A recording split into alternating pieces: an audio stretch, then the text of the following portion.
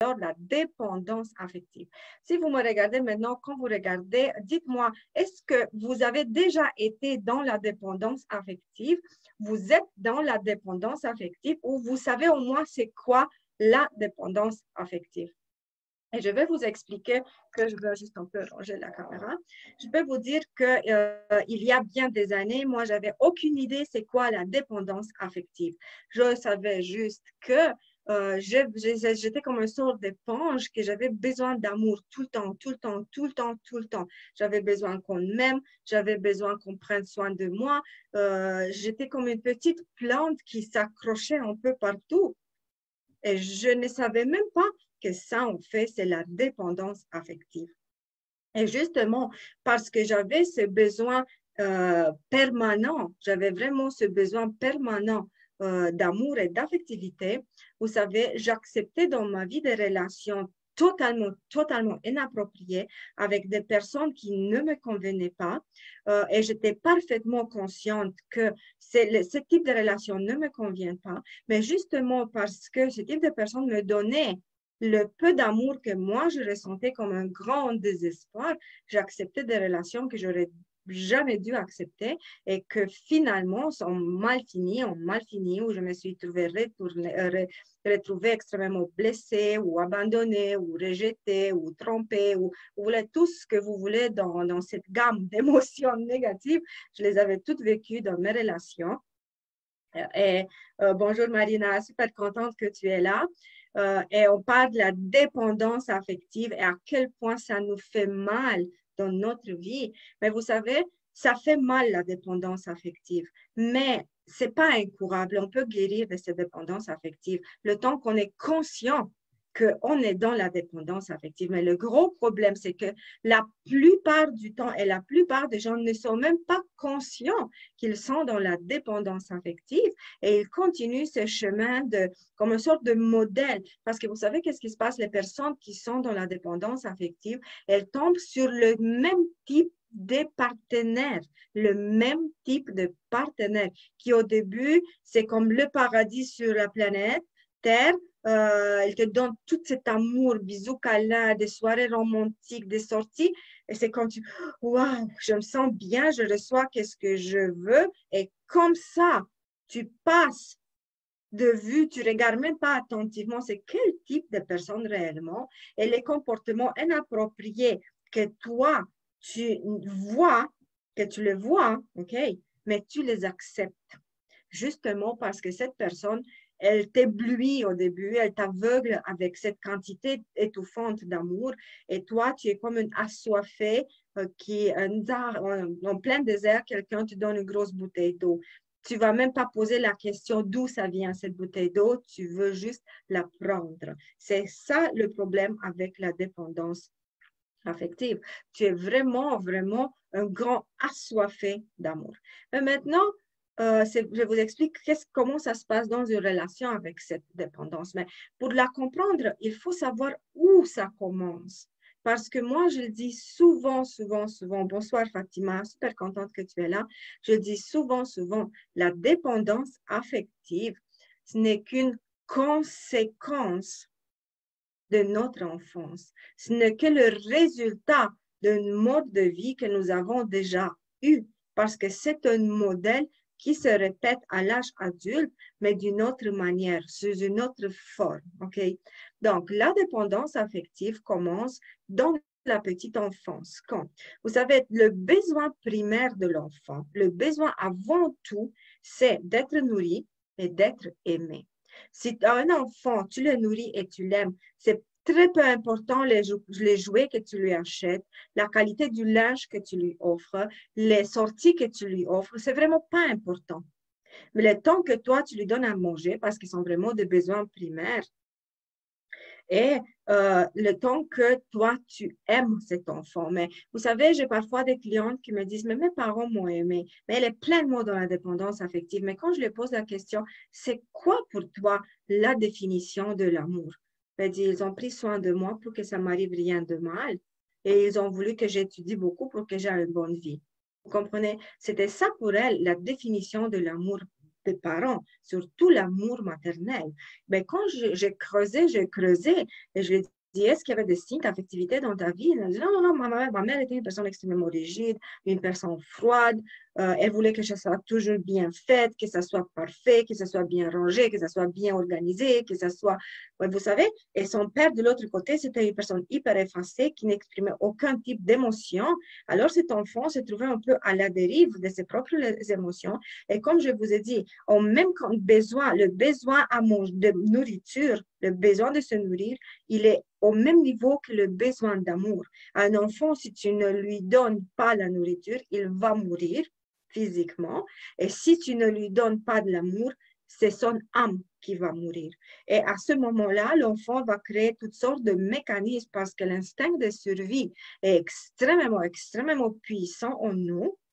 OK? Et l'enfant va faire tout le possible pour chercher ce type d'amour, comme il va faire tout le possible pour se chercher lui-même de la nourriture, parce que le besoin de survie est extrêmement puissant à l'intérieur de nous. Vous comprenez? Et alors, quand tu grandis sans ce type d'amour dont tu as vraiment besoin, tu vas le chercher partout, partout, partout. Et plus que ça, tu vas endosser des visages qui ne t'appartiennent pas.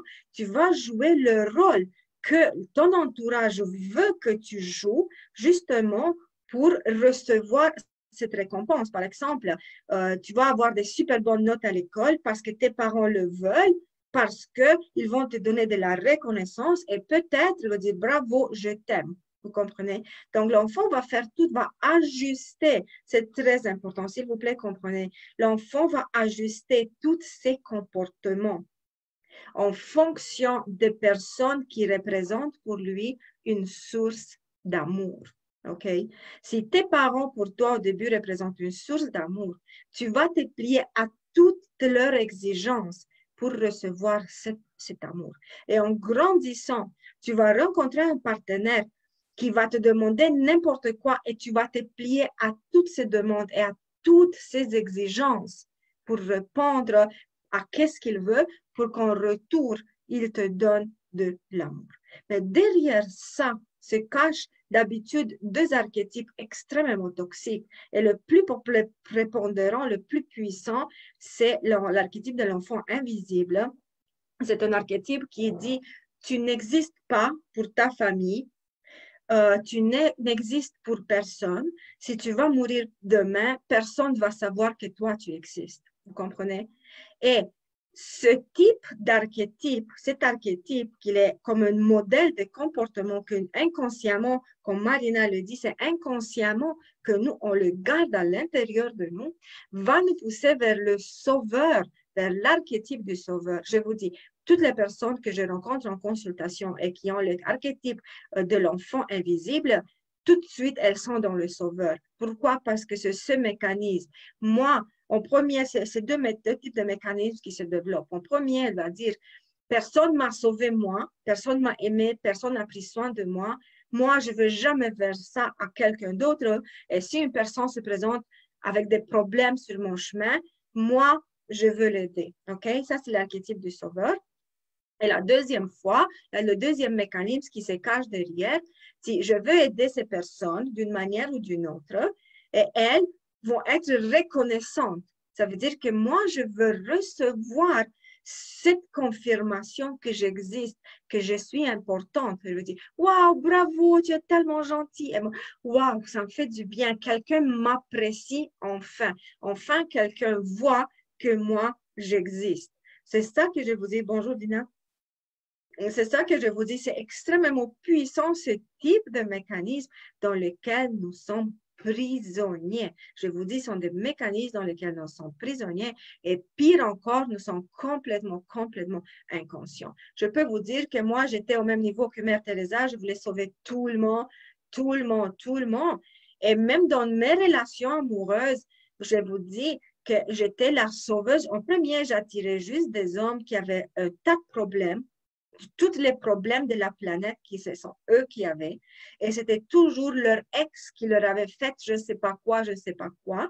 Et moi, je pensais, oh, cette femme, elle n'a pas su t'aimer. Tu vas voir à quel point mon amour va te sauver. Maintenant, quand je regarde en arrière, je dis, oh my God, à quel point j'étais stupide, clairement stupide, mais je n'étais pas stupide, j'étais inconsciente. J'étais tellement inconsciente et j'étais tellement prise dans ces mécanismes de défense. Ce sont des mécanismes de survie parce que tout être humain veut vivre. Je vous dis, le mécanisme de survie est tellement puissant qu'on est capable de se battre avec un ours grizzly, même si on n'a pas aucune arme, juste pour survivre. Je vous dis, c'est des mécanismes extrêmement puissants et on est extrêmement créatif dans les manières dont on se trouve les sources pour survivre. Mais le problème, c'est que le temps qu'on n'est pas conscient, le temps qu'on n'est pas conscient qu'on est dans ce type de comportement malade, je pourrais dire, c'est voilà, compulsif même, on ne fait que s'enfoncer. On n'arrive jamais, jamais à sortir à la lumière. Et plus que ça, on n'arrive jamais à trouver un équilibre émotionnel et à trouver la paix dans une relation, peu importe le type de relation.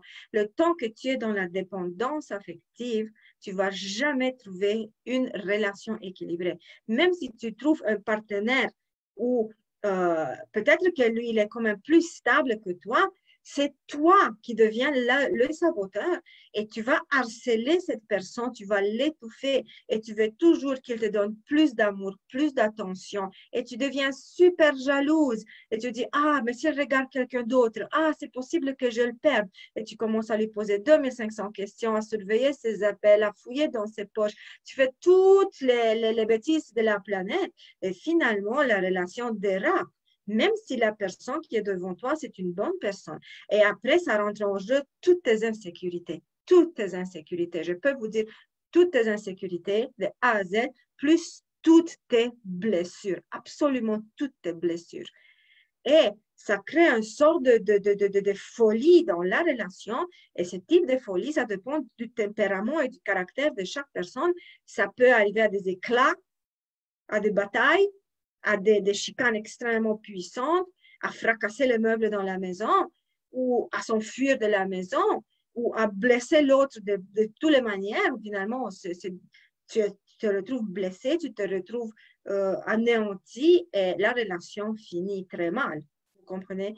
Pourquoi? Parce qu'on est dans la dépendance affective et la dépendance affective, c'est comme une sorte de gouffre où tu ne fais que t'enfoncer et t'enfoncer et t'enfoncer et t'enfoncer et t'enfoncer sans aucun moyen de sortir à la surface. Et Marine m'a dit, j'ai toujours défendu le plus faible dans le passé. Oui, ça, c'est l'archétype du sauveur, on veut sauver tout le monde. Et Ariane me dit exactement, oui, je vous comprends les filles, parce que moi, j'étais la pire dépendante affective que vous pouvez imaginer.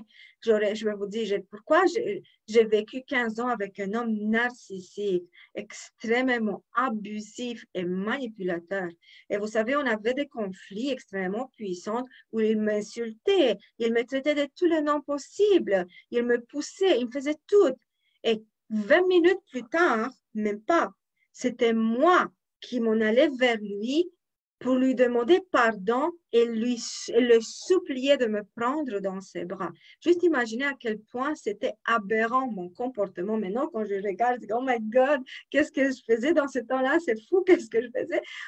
Maintenant, oublie ça, ça n'existe même pas cette possibilité. Et c'est vraiment toute une autre dynamique. Mais c'est pour ça que je vous dis que je comprends extrêmement bien parce que je l'ai vécu et je sais à quel point ça te tient prisonnière d'une relation. Et vous savez, quand tu es dans la dépendance affective, ça rentre en sorte, bien entendu, que tu es la plupart du temps avec une personne toxique et ça te garde dans un sort de cercle vicieux qui s'appelle le cercle de la violence, où tu as besoin de cet amour qu'il te donne à condition. Après, il commence à t'agresser. Après, il met tout le blâme sur toi. Et comme toi, tu es défaillante, toi, tu es faible, tu ne te fais pas confiance, tu dis oui, oui, oui, c'est ma faute. Et tu pardonnes. Et encore, il te donne l'amour, les bonbons, tendresse et ton besoin. Il satisfait ton besoin, mais d'une pauvre qualité et très court moment de bonheur dans ta relation et ça recommence, il t'agresse, des chicanes, des conflits, et encore c'est toujours ta faute, et encore, vous savez, c'est toujours une sorte de cercle infernal dans lequel tu ne peux pas sortir parce que moi, je vous dis, j'étais dans une pleine crise existentielle dans ma relation. Moi, je voulais partir. Lui, il ne me laissait pas. Alors, j'étais comme prisonnière, enfermée dans ma propre maison, dans une chambre. Je ne pouvais pas quitter la chambre. Et j'avais peur que ça va déraper vraiment mal. Et en cachette, je suis allée consulter, j'ai pris une intervenante à ce moment-là. C'était la première ressource que j'ai trouvée dans une maison de femmes, vous savez, pour les femmes qui subissent la violence conjugale. Et je lui ai dit, Madame, pourquoi je ne peux pas le quitter? Pourquoi? Je ne comprends pas, il me fait tellement mal, cet homme. Je suis détruite. Pourquoi je ne peux pas le quitter? Et elle me dit, regarde, madame, parce que tu es dans le cercle de la violence. Et vous savez, quand elle m'a montré le cercle de la violence, pour moi, c'était comme, waouh, j'avais découvert la porte de sortie. Parce que je dis, no way, je ne veux plus vivre dans ce type de relation toxique. Pour moi, ça n'existe plus, cette possibilité. Et 2 jours plus tard, j'ai eu la force de partir. Bien entendu que j'ai payé le prix parce qu'il m'a laissé rien prendre, il a bloqué mes cartes, il a pris ma voiture, il m'a bloqué les comptes, j'ai pu absolument rien prendre. Je lui ai dit, ok, tu veux partir, vas-y. Et même les enfants, il ne me les a pas donnés. Donc, c'était vraiment une histoire assez intense que j'ai vécue. Mais quand j'ai compris, j'ai eu la force de partir. J'ai juste ouvert la porte et je suis partie sans rien. Vous comprenez? Juste parce que ma vie et ma liberté, enfin, ça avait un sens et j'avais trouvé un chemin pour sortir de cette folie. Mais ça ne veut pas dire que je suis sortie de cette folie, ma dépendance affective avait été guérie. Parce que par la suite, je ne sais pas, peut-être quelques mois après, j'avais dit, OK, je vais me trouver quelqu'un d'autre. Et un ami à moi me dit, mais tu viens juste de te séparer, pourquoi tu veux chercher quelqu'un d'autre si vite? Mais je lui dis, mais parce que j'ai besoin d'amour. Vous comprenez, c'était le mot qui m'est sorti sans réfléchir, parce que j'ai besoin d'amour. C'était pleinement ma dépendance affective, qui m'avait lancé. Bien entendu, je suis tombée sur une autre problématique, non problématique, et encore que je me suis retrouvée super blessée et super anéantie. Et à ce moment-là, j'ai commencé à me poser de vraies questions. Mais pourquoi ça? Parce que je me voyais comme une bonne personne qui mérite quelque chose de bien, quelqu'un de bien dans ma vie. Vous comprenez? Et je me suis posé sérieusement la question, mais qu'est-ce qui se passe avec moi? Et doucement, j'ai réussi à découvrir que j'étais dans la dépendance affective. Et quand j'ai réussi à mettre des mots sur ma blessure, sur mon gros problème de dépendance affective, tout mon univers a changé. Et j'ai commencé à regarder sur Internet qu'est-ce que c'est exactement cette dépendance affective.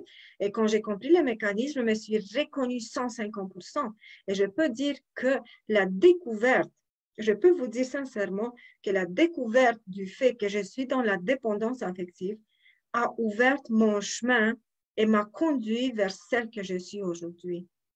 Parce que plus j'avançais, plus j'avais des questions et je faisais des recherches et des recherches une autre. Et vous savez, c'est toujours comme ça, l'univers t'ouvre toutes les portes quand tu veux vraiment avancer. Et j'ai commencé à faire des formations et j'ai pris des formations, et des stages, et des séminaires.